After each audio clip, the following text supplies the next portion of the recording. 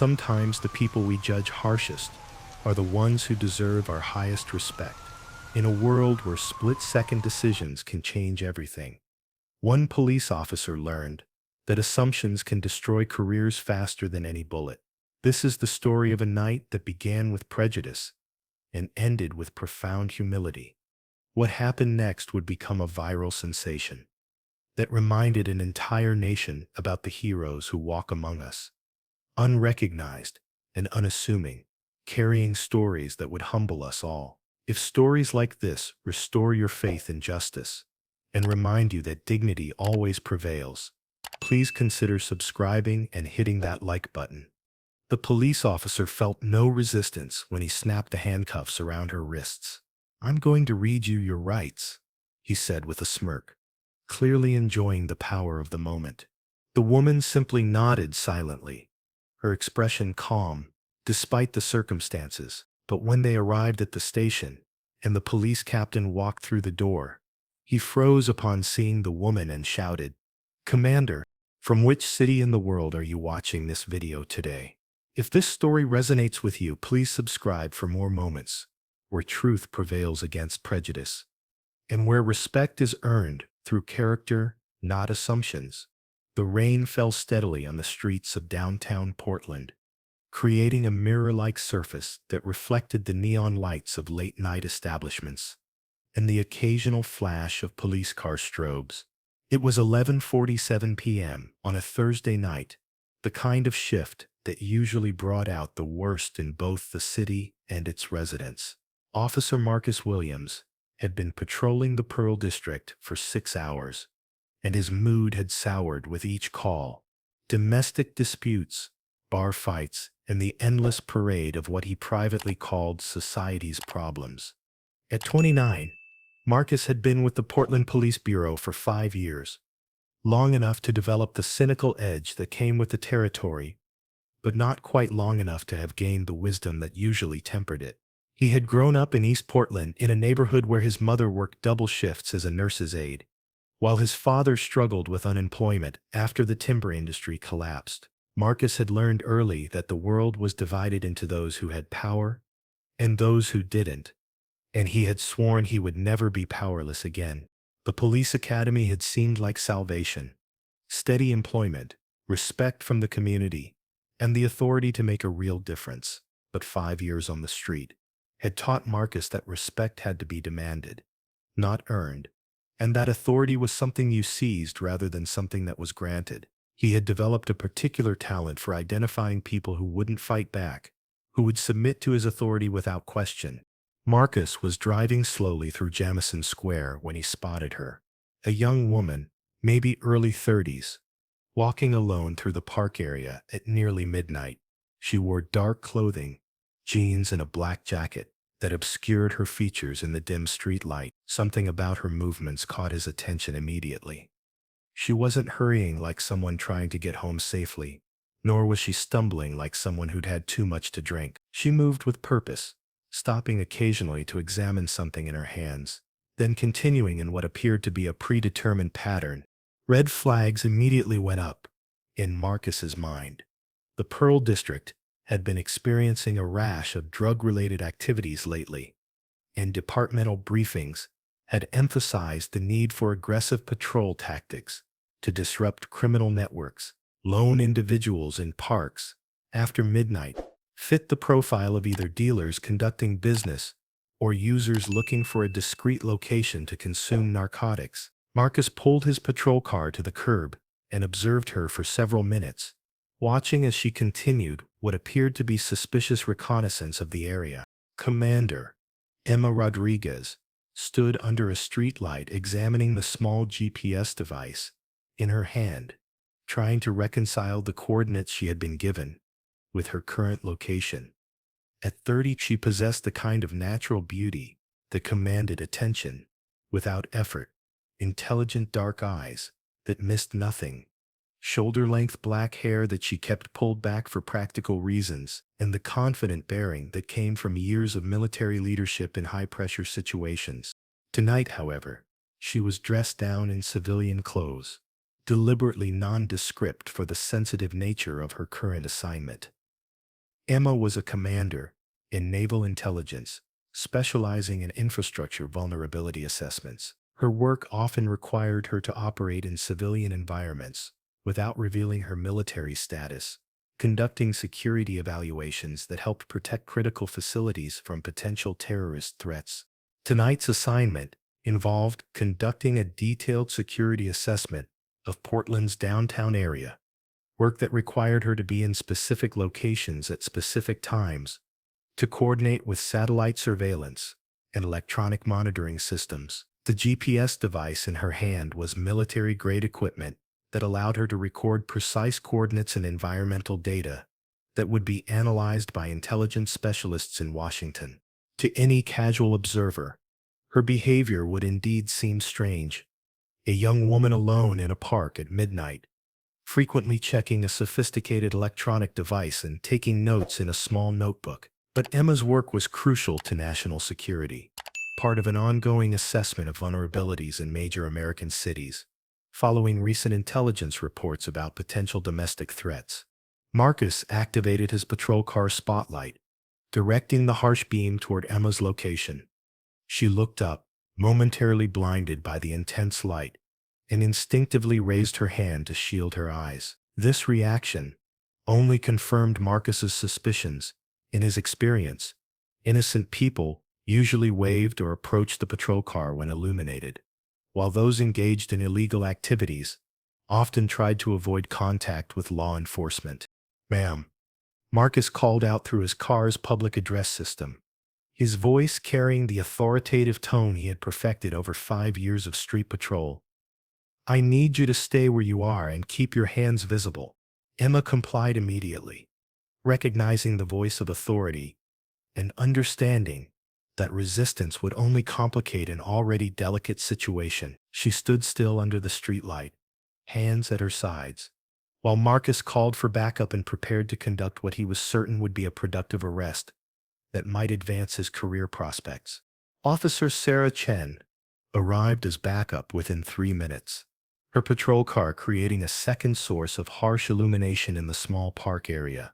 Chen was a 12-year veteran of the force, known for her careful approach and thorough investigative skills. She had worked with Marcus before and was familiar with his aggressive patrol style, though she sometimes worried that his eagerness for arrests might lead him to make hasty decisions.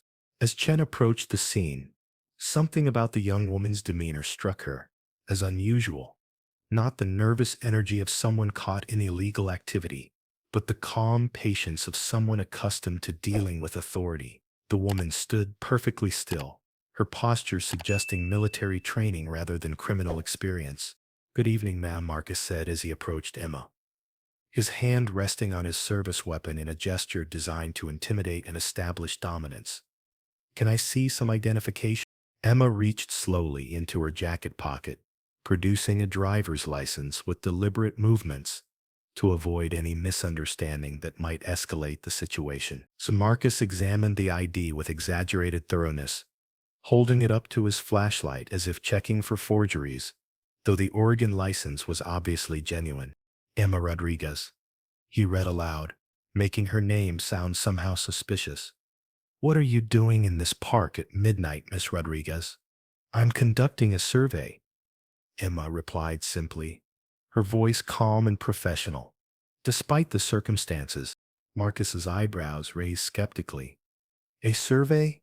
What kind of survey requires you to be in a park at midnight with sophisticated electronic equipment?" Emma hesitated, knowing that the true nature of her work was classified, and that any detailed explanation would only create more complications. "It's related to my work. I'm documenting certain environmental factors that can only be assessed during specific time periods." The explanation sounded rehearsed to Marcus, and he exchanged a meaningful glance with Officer Chen. In their experience, people engaged in illegal activities often had elaborate cover stories prepared for police encounters. The mention of environmental factors seemed particularly suspicious, a vague explanation that could cover any number of illegal activities. "What's that device you're holding?" Chen asked, pointing to the GPS unit in Emma's hand. The device looked sophisticated, more advanced than the standard GPS units available to civilians, with additional features that neither officer could identify. "It's a GPS device," Emma answered honestly. "I use it for precise location tracking as part of my documentation process." Marcus took the device from Emma's hand, examining it as if it were evidence of criminal activity.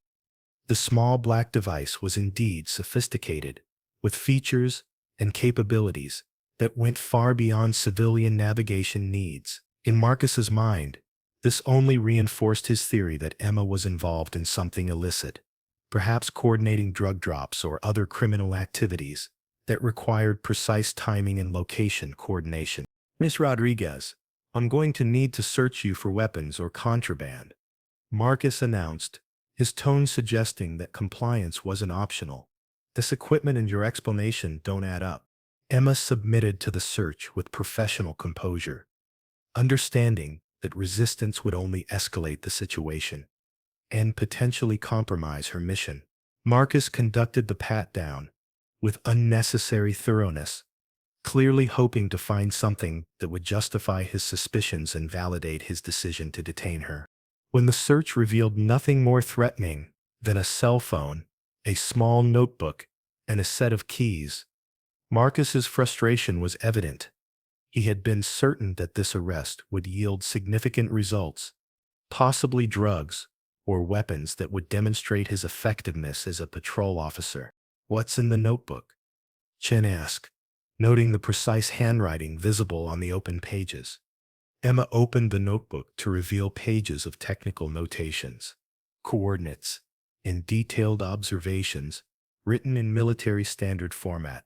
To the officers, the notations looked like coded communications, possibly related to drug transactions or other criminal activities. The precise nature of the writing and the technical terminology only reinforced their suspicions that Emma was more than she appeared to be.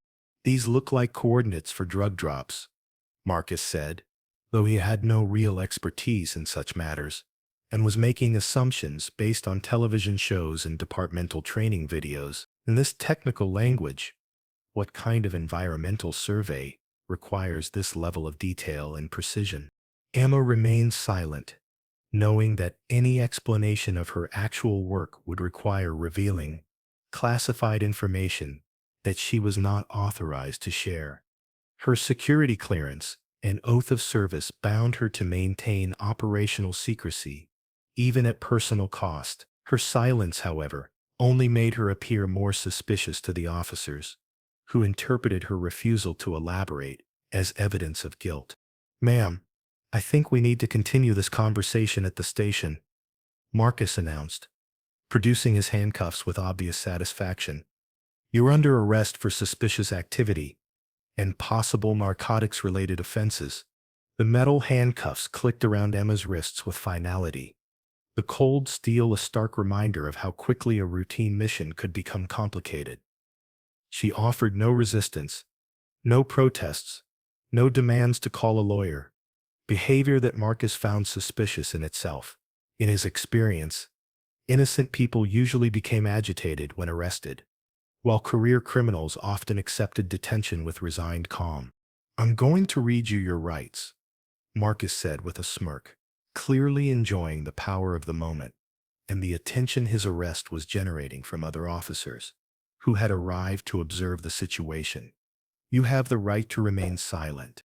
Emma listened to the Miranda warning with the same calm attention she would give to any briefing, nodding silently to acknowledge that she understood her rights. Her composed demeanor only irritated Marcus further, who had expected either defiance or pleas for mercy that would validate his authority and demonstrate his control over the situation. The ride to the central precinct was conducted in relative silence, with Emma sitting quietly in the back of the patrol car, while Marcus and Chen discussed their theory about her criminal activities. They were convinced they had arrested someone significant in Portland's drug trade, someone whose sophisticated equipment and coded communications suggested involvement in high-level operations that could make their careers if properly prosecuted. At the precinct, Emma was processed with the same routine efficiency applied to all arrestees. Her fingerprints were taken, her photograph was captured from multiple angles, and her personal effects were cataloged and stored according to department protocols. Throughout the process, she maintained the same calm cooperation that had characterized her behavior since the initial encounter in the park. Detective Lisa Morrison was assigned to conduct Emma's initial interview. Morrison was a 15-year veteran of the force, known for her ability to break down even the most resistant suspects through a combination of psychological pressure and strategic questioning. She had been briefed on the circumstances of Emma's arrest and was intrigued by the unusual nature of the case. The sophisticated equipment, the coded notebook, and the suspect's unusual composure all suggested someone involved in significant criminal activity. "Miss Rodriguez," Detective Morrison began as she entered the interview room, spreading Emma's confiscated belongings across the metal table.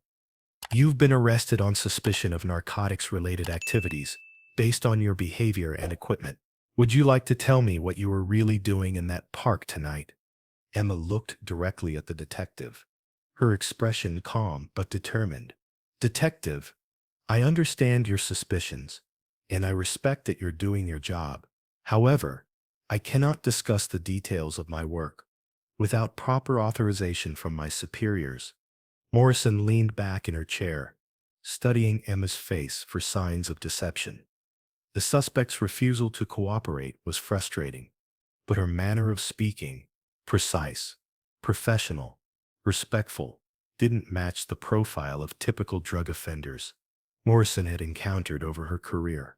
"Ms. Rodriguez, your behavior tonight was highly suspicious by any reasonable standard. You were alone in a park at midnight, carrying sophisticated electronic equipment that appears to be beyond civilian capabilities, and in possession of what appears to be coded communications. If you're not involved in illegal activities, help me understand what you were doing." Emma remained silent, understanding that any explanation would require revealing classified information that could compromise ongoing national security operations. Her security clearance was a sacred trust, and she had sworn an oath to protect sensitive information, even at personal cost. The interview continued for nearly an hour, with Detective Morrison employing various interrogation techniques designed to elicit a confession or explanation. She tried building rapport, applying pressure, offering deals, and suggesting that cooperation would be in Emma's best interest. Emma answered basic biographical questions, but refused to discuss her work or her activities in the park. Her consistent refusal to cooperate, combined with the mysterious nature of her equipment and notes, only reinforced the police department's conviction that they had arrested someone significant. Word had spread through the precinct about the unusual arrest, and several officers found excuses to walk past the interview room to get a glimpse of the mysterious woman who had generated so much interest. It was nearly 2:00 a.m. when Captain Robert Hayes arrived at the precinct for his overnight shift. Hayes was a 25-year veteran of the Portland Police Bureau, respected throughout the department for his integrity, thorough investigative approach, and his ability to see beyond surface appearances. He had served 2 tours in the Navy before joining the police force, and his military background often gave him insights that his colleagues lacked. Hayes had been briefed about the unusual arrest in the Pearl District and was curious to see the suspect who had generated so much interest among his officers. The description of the suspect's behavior and equipment intrigued him. It didn't match the typical patterns of drug-related arrests, and something about the case felt different from the routine criminal activities that usually filled his overnight reports. Captain Hayes walked into the main processing area, reviewing the arrest report as he approached the holding cells. The description of the sophisticated GPS equipment and the precise notations in the suspect's notebook triggered a memory from his recent participation in a joint law enforcement briefing about federal security operations in the Portland area. When Hayes looked up from the paperwork and saw Emma sitting quietly in the holding cell, his expression changed instantly from professional curiosity to complete shock. The woman sitting behind the bars was someone he recognized immediately from classified briefings, though the context was so unexpected that it took him several seconds to process what he was seeing. "Commander Rodriguez," he exclaimed, his voice carrying clearly through the processing area and causing every officer within earshot to turn and stare in confusion. Emma looked up at the sound of her rank and title, relief evident in her expression for the first time since her arrest. "Captain Hayes," she replied formally, though her voice carried a note of gratitude for finally being recognized by someone who understood her actual role. The entire police station seemed to freeze as the implications of Captain Hayes's words sank in. Marcus Williams, who had been completing his arrest paperwork at a nearby desk while basking in the congratulations of his colleagues, looked up in confusion and growing alarm. Detective Morrison emerged from the interview room, drawn by the commotion. "Captain," Morrison said carefully, "this is the suspect we arrested in the Pearl District. Are you saying you know her?"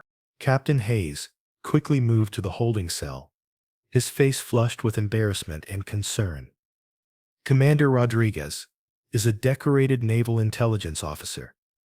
She's been working with our department and federal agencies on joint security assessments for the past 6 months. I attended briefings about her operations just last week." The words hit Marcus like a physical blow, each syllable driving home the magnitude of his error. His confident arrest of what he had assumed was a drug dealer was revealed to be the detention of a military officer engaged in legitimate, classified security work. The sophisticated equipment that had seemed so suspicious was standard issue for intelligence operations, and the coded notations in her notebook were official documentation of her authorized activities. Sir Marcus stammered, his face pale with the realization of what he had done. She wouldn't identify herself or explain what she was doing. How were we supposed to know she was military? Captain Hayes turned to face Marcus, his expression a mixture of disappointment and controlled anger. "Officer Williams, did you attempt to verify her identity through proper channels? Did you contact the duty officer or federal liaison before making the arrest?" Marcus's face paled further as he realized the magnitude of his procedural failures. Department protocol clearly required officers to attempt identification, verification, before arresting individuals who claimed to be conducting official business. But Marcus had been so convinced of Emma's guilt that he had skipped this crucial step in his eagerness to make what he thought would be a career-advancing arrest. "Commander Rodriguez," Captain Hayes said, turning back to Emma with obvious embarrassment, "I cannot express how deeply sorry I am about this incident. This arrest should never have happened, and it represents a serious failure in our coordination protocols." Emma stood as Hayes unlocked the holding cell door, her dignity intact despite hours of wrongful detention. "Captain Hayes, I understand the officers were doing their job as they saw it. My activities would appear suspicious to anyone without proper context or security clearance." Her gracious response only made the situation more embarrassing for the officers involved. A decorated military commander, wrongfully arrested while conducting authorized national security work, was showing more professionalism and understanding than the police officers who had detained her. Detective Morrison approached cautiously, her previous confidence in the arrest now completely shattered. "Commander, I need to apologize for the interrogation. If you had been able to explain your work during our interview." "Detective, my work requires operational security that supersedes personal convenience," Emma explained patiently. "I couldn't discuss classified activities without proper authorization, regardless of the circumstances or personal consequences." Captain Hayes quickly arranged for Emma's immediate release and the return of her equipment, though he knew the damage to the department's reputation was already done. As word of the incident spread through the precinct, officers who had initially congratulated Marcus on his arrest began to avoid eye contact, understanding that what had seemed like good police work was actually a significant embarrassment that could have serious consequences. Officer Williams, Captain Hayes called out as Marcus prepared to leave for the end of his shift, hoping to escape the growing scrutiny of his colleagues. My office. Now. The meeting between Marcus and Captain Hayes was brief, but decisive.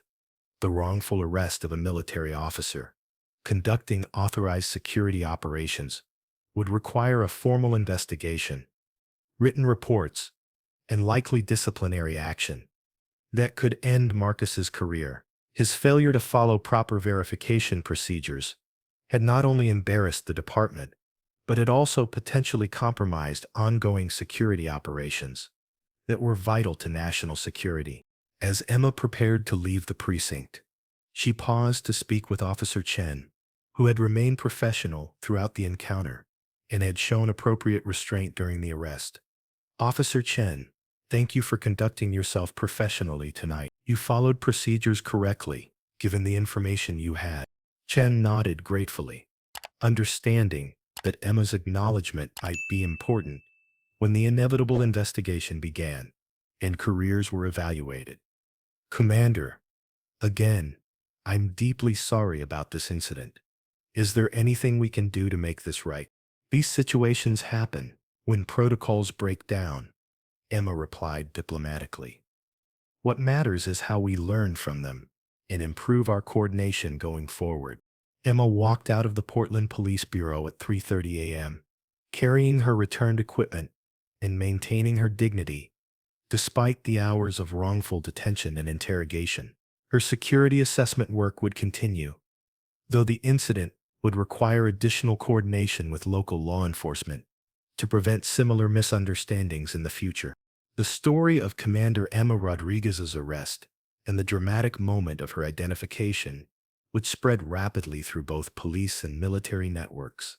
Body camera footage from the arrest and the moment Captain Hayes recognized her would eventually make its way to social media, where it would become a viral sensation about the importance of proper procedures, interagency coordination, and the heroes who serve without recognition. For Marcus Williams, the incident would mark the beginning of a difficult period of investigation, discipline, and ultimately the end of his law enforcement career. His assumption-based policing and failure to follow verification procedures would result in formal disciplinary action that would follow him for the rest of his professional life.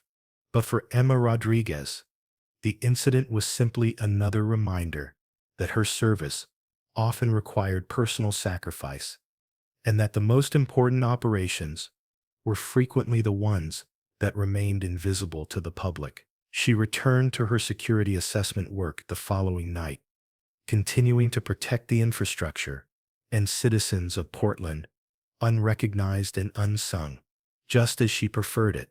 The rain continued to fall on Portland's streets, washing away the physical evidence of the night's events, but leaving behind important lessons about respect, assumptions, proper procedures, and the quiet heroes who serve among us every day, protecting freedoms that most citizens never realize are under threat.